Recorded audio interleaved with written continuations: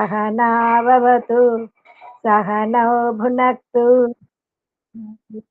करवावहै तेजस्विनावधीतमस्तु मा विद्विषावहै। ఓం శాంతి శాంతి శాంతి. నమస్తే అమ్మ, అందరికీ నమస్తే. అందరికీ నమస్తే. ఈరోజు మన విభూతి పాదంలోని మన సూత్రము తస్య ప్రశాంత వాహిత సంస్కారాత్. సూత్రము తస్య ప్రశాంత వాహిత సంస్కారాత్. మనము ఎప్పుడైతే నిరంతరము యోగాభ్యాసం చేస్తామో, గుర్తుపెట్టుకోండి, యోగాభ్యాసము అంటే ఆసనాలు, ప్రాణాయామము, సూక్ష్మ వ్యాయామము కాదు. యోగాభ్యాసము అంటే ధారణ, ధ్యాన, సమాధి. ధారణ మనం సామాన్య జీవితం గడుపుతూ ఉంటాము గనక కొన్నిసార్లు కూర్చోగానే ధ్యానము, సమాధి సిద్ధింపబడుతుంది. కానీ అనారోగ్య పరిస్థితి వచ్చినప్పుడు, లేదా మనకు కావలసిన వారు వియోగము చెందినప్పుడు, ఇంకేదైనా మనం సమాజం నుండి సమస్యలు ఎదుర్కొన్నప్పుడు బుద్ధి ప్రభావితమవుతే, ఆ ప్రభావితమైనటువంటిది మనం దాన్ని స్మృతిలోకి, సంస్కారంలోకి మార్చుకుంటే అప్పుడు మనకు ధారణ అవసరమైతుంది. అంటే యోగము అంటేనే ధారణ, ధ్యాన, సమాధి. మనం ఉచ్చ స్థితికి చేరుకున్నాం. ఉచ్చ స్థితి అంటే భౌతికంగా ధనము పరంగా ఎదగడమా, కీర్తి పరంగా ఎదగడము, ఇది ఉచ్చ స్థితి కాదు. ఆధ్యాత్మిక మార్గంలో శ్రేష్ఠ అంటే ఉచ్చ స్థితి అంటే ఏంటంటే ఇంద్రియ నిగ్రహ స్థితి. చిత్తమున ఏదైతే వాసనలున్నాయో, స్మృతులున్నాయో, సంస్కారాలున్నాయో, ఇవన్నీ కూడా దాటి వెళ్ళే స్థితియే ఉच्चతమ స్థితి. అది గుర్తుపెట్టుకోండి. మనం నిరంతరము యోగాభ్యాసము చేస్తే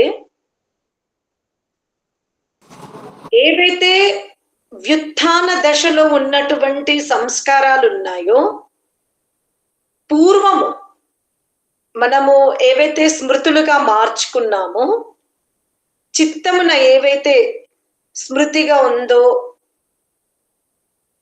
సంస్కారాలు ఉన్నాయో, వాసనలు ఉన్నాయో, అవి మనకు నిరంతర యోగాభ్యాసము చేసినప్పుడు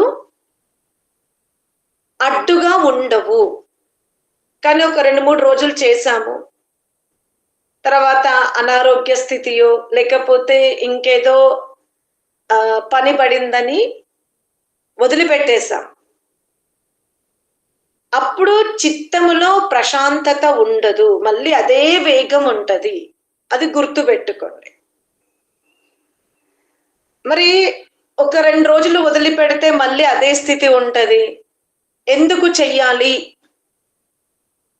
అని మీరు అనుకుంటే అది మీ వ్యక్తిగత అభిప్రాయం. ఎందుకంటే ఈ బ్రహ్మాండమున ఏవైతే ఒక దార్శనిక దృశ్య పదార్థాలు ఉన్నాయో, అంతకంటే గొప్ప స్థితి మన అంతరంగమున ఉంది. ముఖ్యంగా మన సోల్ సామర్థ్యాన్ని మనం తెలుసుకోగలుగుతాం. అది మానవ జన్మకు మాత్రమే లభించిన అవకాశం. సోల్ ఎంత చైతన్యంగా ఉంటది, అది ఎంత కాంతివంతంగా ఉంది, ఎలా యాక్టివ్ అవుతుంది, ఎలా ప్రభావితం అవుతుంది, ఇదంతా గమనించుకోగలిగే శక్తి మనకు మానవ జన్మకు లభించింది.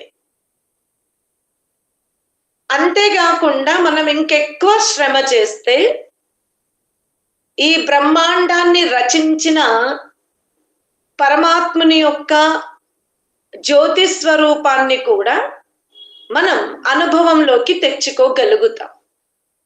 ఇది కేవలం మానవ జన్మకు మాత్రమే దొరికిన అవకాశం.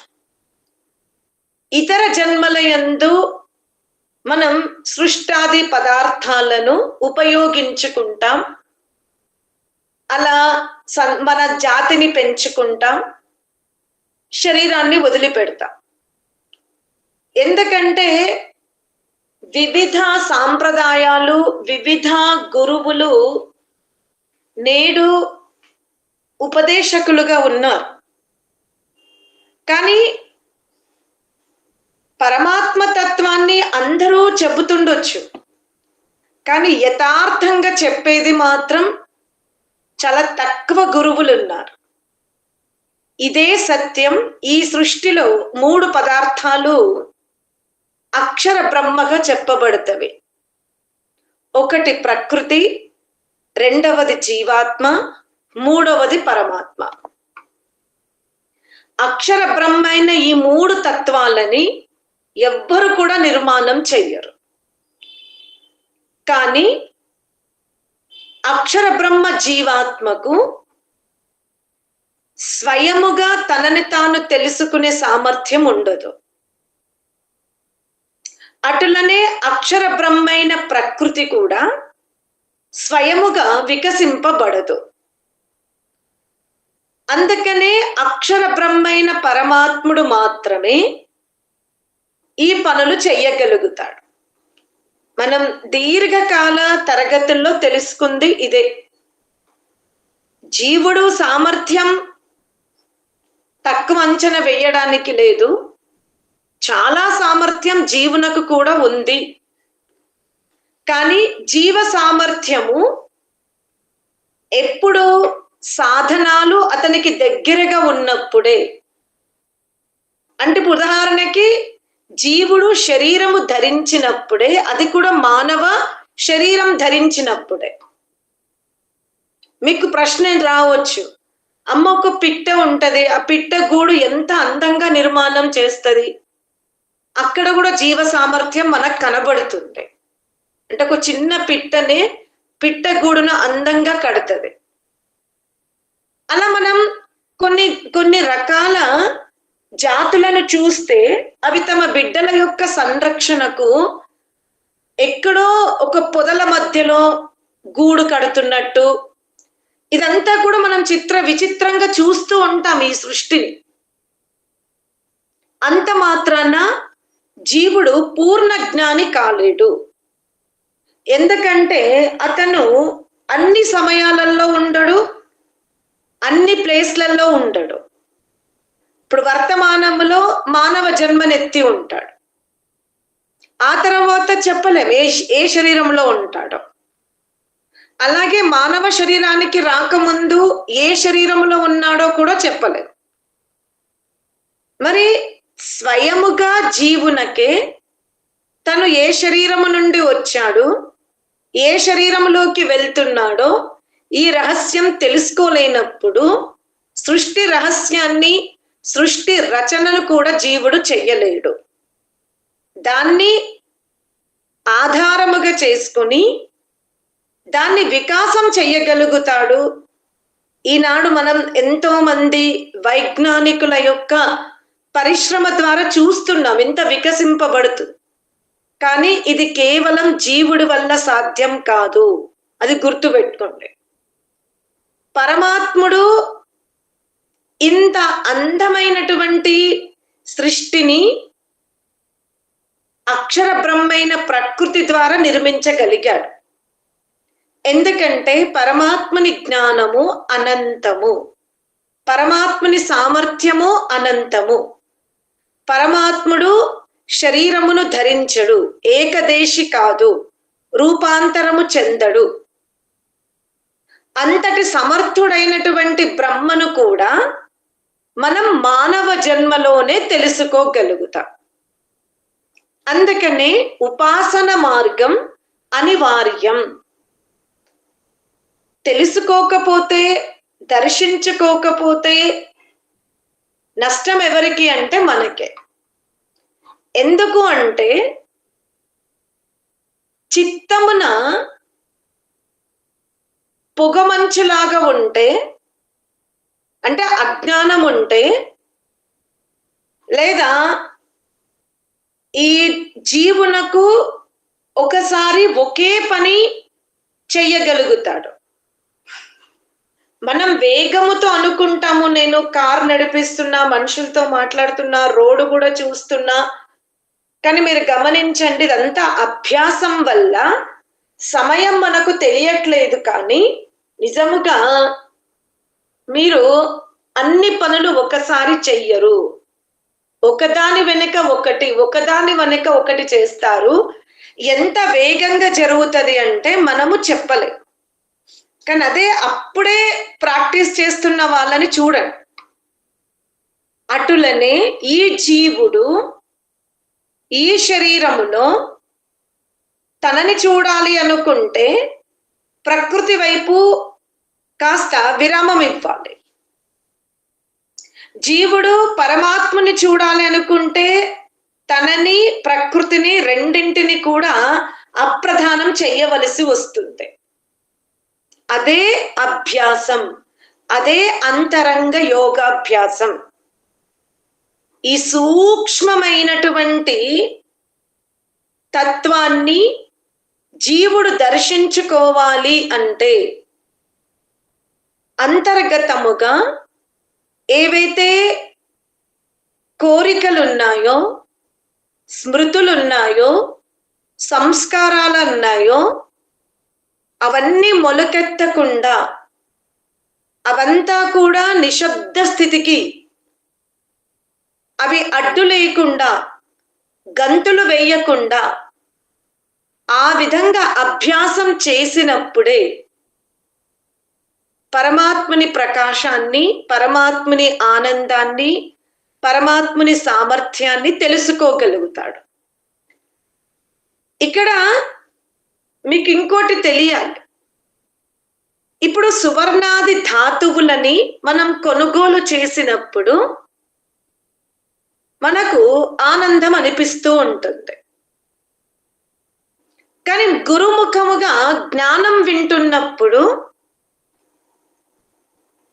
నిజంగా చెప్పండి, ఆ జ్ఞానం ఒక వస్తువు కాదు, ఒక పదార్థము కాదు, ఒక రూపము కాదు. కానీ ఎందుకు మీరు ఆనందాన్ని అనుభవించారు? ఒక వస్త్రం కొన్నామంటే, ఒక సువర్ణాది పదార్థాలను కొన్నామంటే అవి కంటికి కనబడుతున్నవి, వాటిని మనం ముట్టుకోగలుగుతున్నాము, పట్టుకోగలుగుతున్నాము, అందుకు సుఖం ఉంది అని అనుకోవచ్చు మనం. కానీ గురుముఖంగా జ్ఞానం వింటున్నప్పుడు ఆ జ్ఞానం మీ కంటికి కనబడదే, అది పట్టుకోవడానికి వస్తువు కాదు, రుచి చూడడానికి అది పదార్థము కాదు, అందులో టేస్టే లేదు. కానీ ఎందుకు ఒక సంతోషాన్ని అనుభవిస్తారు? చెప్పగలుగుతారా ఎప్పుడైనా? ఒక వస్తువుని చూసినప్పుడు ఆనందం కలుగుతుంది, అంటే దాన్ని మనం ఆనందం అనద్దు, సుఖం అనాలి. మరి జ్ఞానం వింటున్నప్పుడు ఆ జ్ఞానం ఒక రూపము కాదు, ఒక ఆకారములో లేదు, అది స్పర్శ కాదు, స్థానాన్ని ఆక్రమించదు. ఇప్పుడు నేను మీతో ఇంతసేపు మాట్లాడుతున్నాను అంటే, ఇప్పుడు మాట్లాడుతున్నాను, నేను ఈ 5 అక్షరాలు ఒకేసారి పలికానా, వెనక ముందు పలుకుతున్నానా?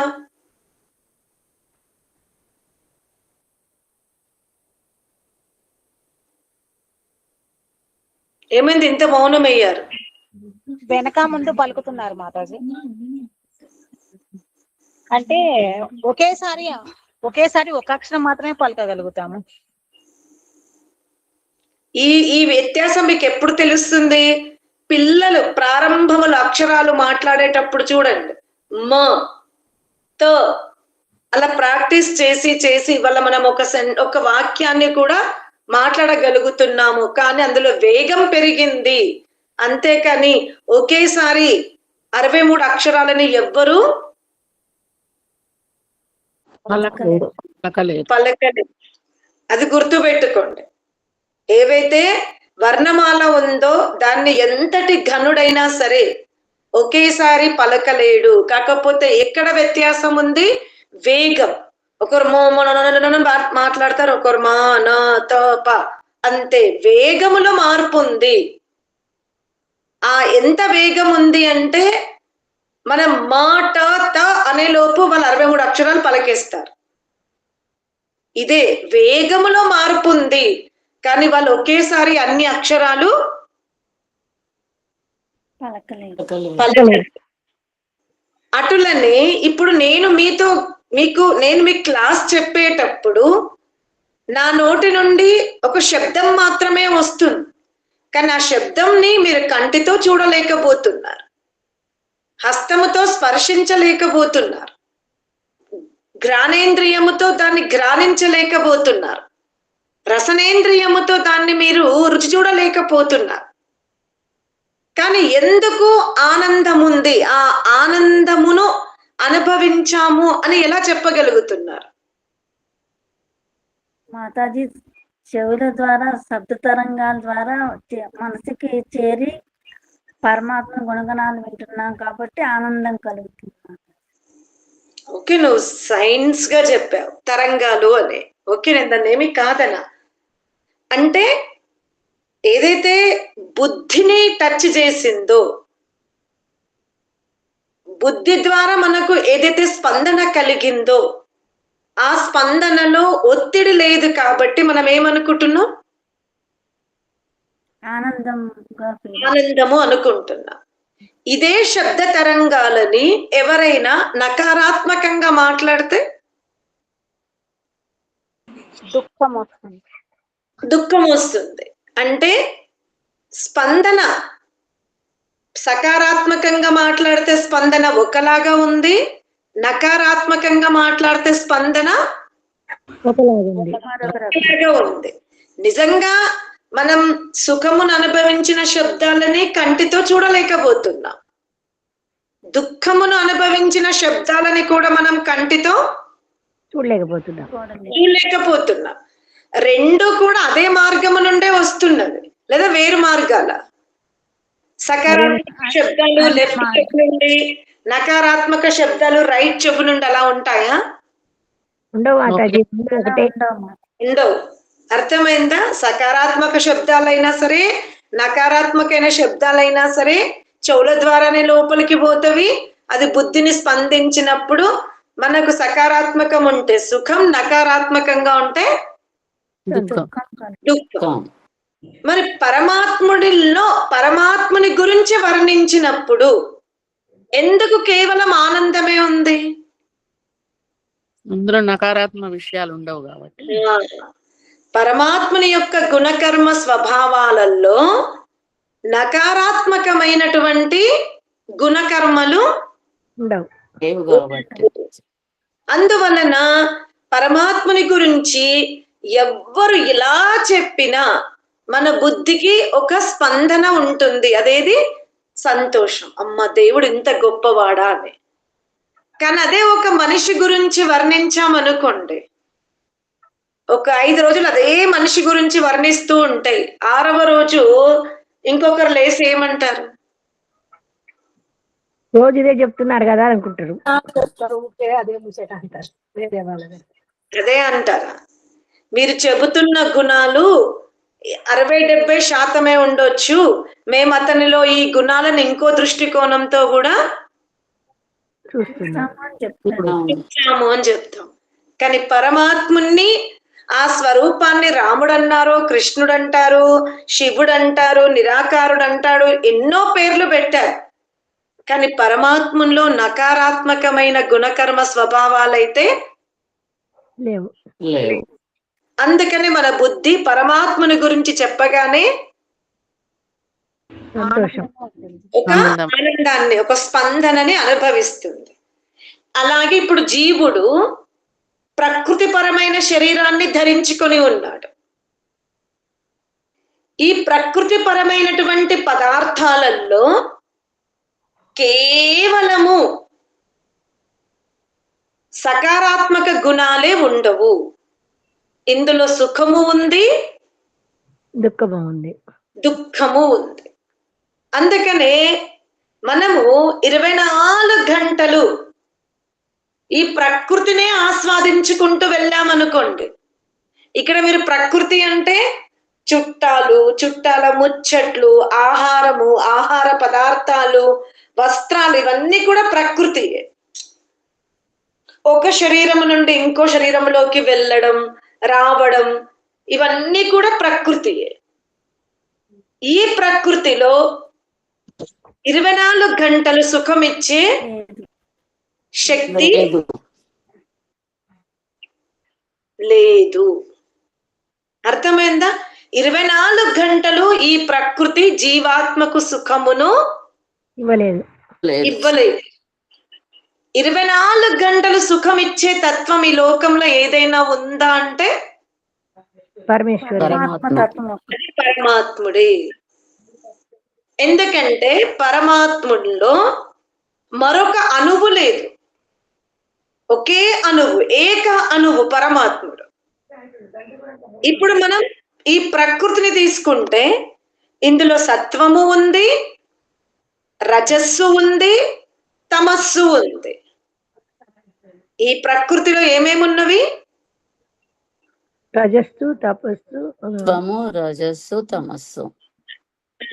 సత్వము, రజస్సు, తమస్సు. ఈ సత్వ రజస్ తమస్సులు చక్రంలాగా తిరుగుతూ ఉన్నవి. అప్పుడే మనం సత్వంలో ఉంటాము, అప్పుడే మనం రజస్సులో ఉంటాము, రజస్సులో ఉంటాం, అప్పుడే మనం తమస్సులో ఉంటాం. ఈ 3 గుణాలు ఏది ఎక్కువ ఉంటే దాని ప్రభావముతో మనం వ్యవహారం చేస్తాం.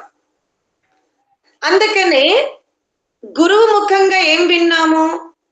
తమస్సు ఎక్కువ ఉన్నప్పుడు ఎలా వ్యవహరిస్తాము, రజస్సు ఉంటే ఎలా వ్యవహరిస్తాము, సత్వం ఉంటే ఎలా వ్యవహరిస్తాము. ఎప్పుడు దీర్ఘకాలం సత్వం ఉండాలి అంటే ఉపాయాలు. ఈ యోగ సాధన అంతా కూడా మనకు సత్వము, ఇంకా దాన్ని కూడా తురీయ అవస్థకు వెళ్ళే ఉపాయమే యోగాభ్యాసము. ఎందుకు మనం మాంసభక్షణ చెయ్యకూడదు? మామూలుగా వేదములో అయితే మాంసం భక్ష్యాత్ అంటాడు, మాంసమును తినండి అంటాడు. మాంసం అనే పదార్థము వేదము నుండే వచ్చింది, ఇది మీరు గుర్తుపెట్టుకోండి. మరి వేదములో తినమని చెప్పాడు, మరి మనం ఎందుకు తినకూడదు అంటే పరమాత్ముడు చెప్పిన మాంసాకృతులు వేరు, నేడు వ్యవహారములో భుజిస్తున్న మాంసాకృతులు వేరు. వేరు. అర్థమైందా? పరమాత్ముడు చెప్పినటువంటి మాంసాకృత పదార్థాలలో హింస లేదని కాదు. ఇప్పుడు భూమిని దున్నుతున్నాం, పంటలు పండించుకుంటాం, అప్పుడు అనేక రకాల క్రిమికీటులు ఆ నాగలి కింద ఏమైపోతాయి? చనిపోతుంది. కాకపోతే ఇప్పుడు తల్లి కిరాణం కొట్టుకు వెళ్ళి నువ్వు అంకుల్ని ఏమి రేట్ అడగొద్దు, వెళ్ళి అక్కడ ఒక 2 కిలోలు చక్కెర తీసుకురమ్మని పిల్లవాడికి చెప్పాడు. తల్లి పిల్లవానికి చెప్పింది, నువ్వు అంకుల్కి డబ్బులు ఇవ్వద్దు, రేట్ అడగొద్దు, వేరే షాప్కి వెళ్ళొద్దు, ఇదే షాప్కి వెళ్ళి తీసుకురా అని చెప్పింది. పిల్లవాడు వెళ్ళాడు, చక్కెర తీసుకొచ్చి తల్లికి ఇచ్చాడు. ఇప్పుడు ఆ చక్కెరలో ఎలుక అబ్బి వచ్చిన, రంగు నలుపుగా ఉన్న, పక్క షాప్ లో 80 రూపాయలకు ఉండి విడిగా 90 రూపాయలకు అమ్మిన, ఈ దోషాలంతా ఎవరికి వెళ్తవి? తల్లికే వెళ్తవి. అలాగే పరమాత్ముడు కూడా మానవ జన్మలో మీరు వృక్షాదుల నుండి వచ్చినవి, భూమి దున్నుతే వచ్చినవి తినండి అన్నాడు. అక్కడ ఏదైనా హింస జరిగిందనుకోండి, అది ఎవరి ఆదేశము? ఆదేశం. పరమాత్ముని ఆదేశం. కాబట్టి అది పరమాత్మునికే చెందుతుంది. అతను కదా వ్యవస్థ చెయ్యాలి. మానవుడు మానవ జన్మలో తీసుకున్న ఆహార పదార్థాలలో ఎటువంటి హింస జరగకుండా ఉండాలి అంటే పరమాత్ముడు కదా లోపల మిషన్ పెట్టాలి. ఆహారం తీసుకోకుండానే కొన్ని వందల సంవత్సరాలు బ్రతకగలిగే సామర్థ్యం ఎవరు ఇవ్వాలి? పరమాత్ముడు ఇవ్వాలి. ఎందుకంటే ఈ శరీరం అంతా నిర్మాణం ఎవరు చేశారు? పరమాత్మ. పరమాత్ముడు చేశాడు. కాబట్టి అతను ఈ శరీరాన్ని ఎలా నిర్మాణం చెయ్యాలి అంటే వీడు ఏ తప్పు జరగొద్దు ఆహార పదార్థాలలో అంటే అసలు ఆకలి అనేది పెట్టకపోతే అయిపోయేది కదా, కానీ పెట్టాడు అంటే దానికి కావలసిన ఆహారాన్ని కూడా అతనే ఉపదేశించాడు. కాబట్టి అటువంటి ఆహార ఉత్పత్తుల యందు ఏదైనా పాపం జరిగితే అది ఎవరికి సంబంధించింది? పరమాత్మునికి సంబంధించింది. అర్థమైందా? ఇప్పుడు పరమాత్ముడు కూడా ఆవులకి 4 స్తన్యములు ఇచ్చాడు. ఖచ్చితంగా చెప్తాడు పరమాత్ముడు, 2 దూడకి వదిలేయండి. ఒక 2 నుండి వచ్చిన పాలల్లో అది కూడా చాలా జాగ్రత్తగా వినండి మీరు.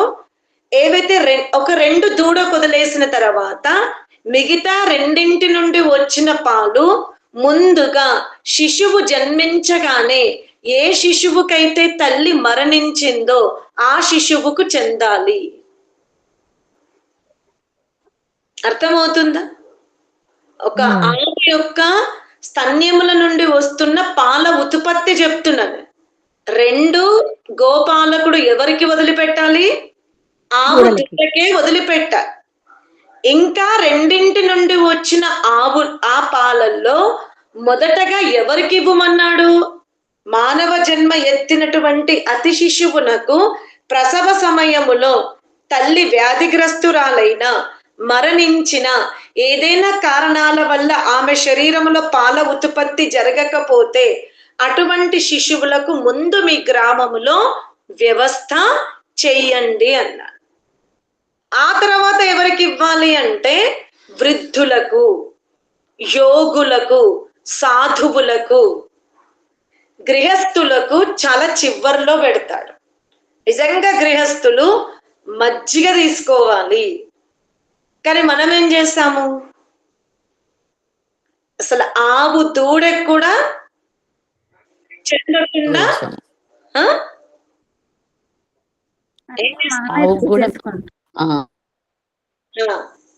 ఇటు పాపం ఎవరి తల్లి మరణించింది, ఏ శిశువునకి పాలు అవసరమో ఆ వ్యవస్థ ఏమీ లేదు, మిగతా మనమే తీసుకుంటున్నాం. అంటే ఇక్కడ జరుగుతున్న ఈ మార్గంలో జరుగుతున్న హింస ఎవరికి చెందింది? మనకు చెందింది. అర్థమైందా? కానీ ఆవు పొదుగుల నుండి వచ్చే పాలల్లో నిజాయితీగా పిండితే అది హింస కాదు. ఇదంతా రిస్క్ ఎందుకు? అసలు ఆవుకి ఇంజక్షన్లు ఇస్తున్నారు, ఆవు కదిస్తున్నారు, త్రాగడమే ఆపేస్తే ఈ ప్రపంచములో అంటే ఇప్పుడు మనం ఆవులని అడవికి పంపించట్లేదు, వ్యవస్థలో చాలా మార్పు వచ్చింది, అది కాదనా. కానీ ఆవు అరణ్యములోకి వెళ్ళి అటువంటి ఆకులని, గడ్డిని, ఆ ప్రాంతాన్ని, ఆ సూర్యకాంతిని, ఆ చెరువు నీళ్ళని, ఆ నది నీళ్ళను త్రాగినప్పుడు దాని యొక్క పాలల్లో వస్తున్నటువంటి ఏదైతే రోగ నిరోధక శక్తి ఉందో దానికి సరి సమానమైన మెడిసిన్ మానవుడు తయారు చెయ్యలేడు. ఇది ఒప్పుకోండి. వ్యవస్థ అనేక రకాలుగా మార్పు వచ్చింది. ఆవులు అడవికి వెళ్ళట్లేదు, చెరువులో నీళ్లు త్రాగట్లేదు, సూర్యకిరణాలు ఆవు పైన పడడం లేదు, ఒక చోట బంధింపజేస్తున్నాము. దీనివల్ల వచ్చే లోపాలు అది సత్యమే. కానీ నిజంగా ఆవుని, ఆవు పాలని, ఆవు యొక్క జీవన విధానాన్ని అంటే నేచర్ గా మనం తీసుకుంటే ఎటువంటి హింస జరగదు. దానికి విపరీత దశలో మనం ఉపయోగించాం. అర్థమైందా? ఒకప్పుడు ఇంట్లో ఎంతమంది ఉంటే అన్ని ఆవులు ఉంటుండే. ఇప్పుడు మన గుమ్మాల ముందు ఆవులు ఉంటాయా? ఏదైతే మానవుడు ఆహారంగా మార్చుకున్నాడో మేకలని, కోళ్ళని, చేపలని, దాని ఉత్పత్తి ఎక్కువ చేసుకుంటున్నాడు. వీటినన్నింటినీ కూడా ఏం చేశాడు? పక్కన పెట్టాడు. అర్థమైందా? అంటే చాలాసార్లు మనకి సంశయాలు వస్తవి.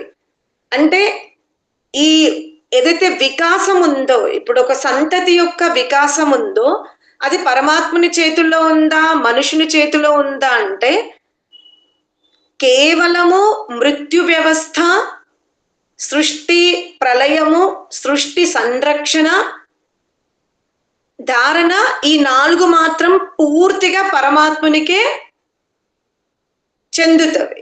అర్థమైందా?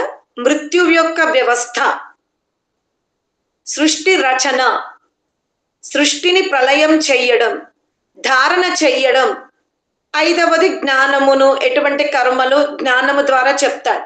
ఈ 5 మాత్రం పరమాత్మునికి సీమితం.